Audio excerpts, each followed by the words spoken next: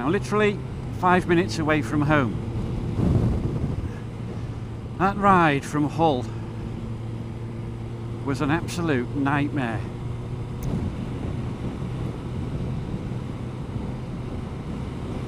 We had no intentions of ever making a day of it. The reason we get the ferry to the Hull is because it's about 120 miles away from home down the motorway. And when you're coming home, all you want to do is just get home, don't you? You don't want to faff. But it has been roadworks, howling gales, absolute downpour going over Saddleworth Moor, and then constant 50-mile-an-hour speed limits due to roadworks on average speed cameras. Absolute nightmare.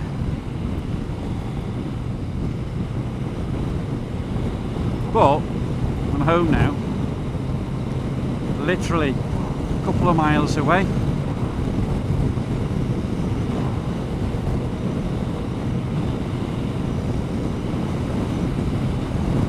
I'll need to see how Paul got on with his BMW. He's had problems with it, classed as, I guess you could call them teething problems, but I don't know, neither does he. The one thing that should have gone absolutely 100% effortless throughout the whole of this trip should have been Paul's bike. It's absolutely brand new. And he should have been able to rely on that to be completely worry-free. And he couldn't. I know it's upset him a little bit, but we'll see. Lots of niggly little things.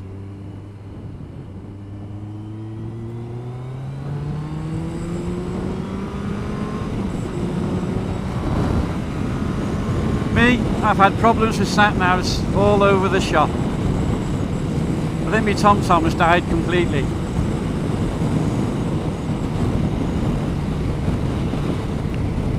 When I try to replace it with my phone,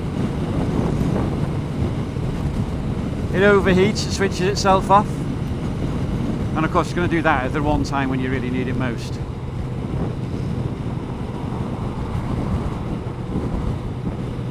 And it switched itself off quite a lot.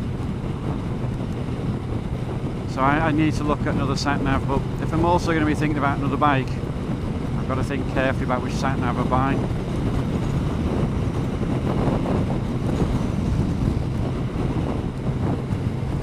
One of the things that I think I really need is a sat-nav with a screen which I can still read even in bright lost sunlight. It needs to run off the bike. I need to be able to work it while I'm riding. And a TomTom Rider looks like it would do that. So would a Garmin Nuvo, I think.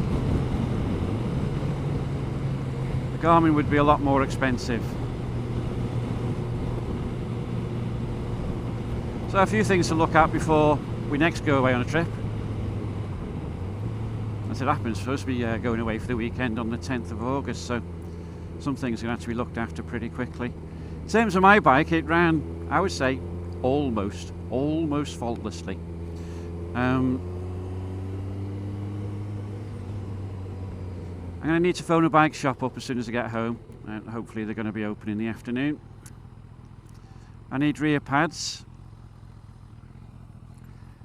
and my front brake light switch doesn't appear to be working, so I need that replaced.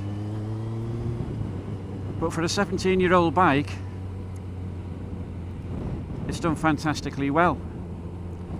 I don't know how many miles exactly I've done it, but it must be around about 3,700 miles. And in that time I've done autobahns, alpine passes, I've been through snow-ish, pouring rain, roadworks all over the shop, almost come off on gravel, and it's got through it all.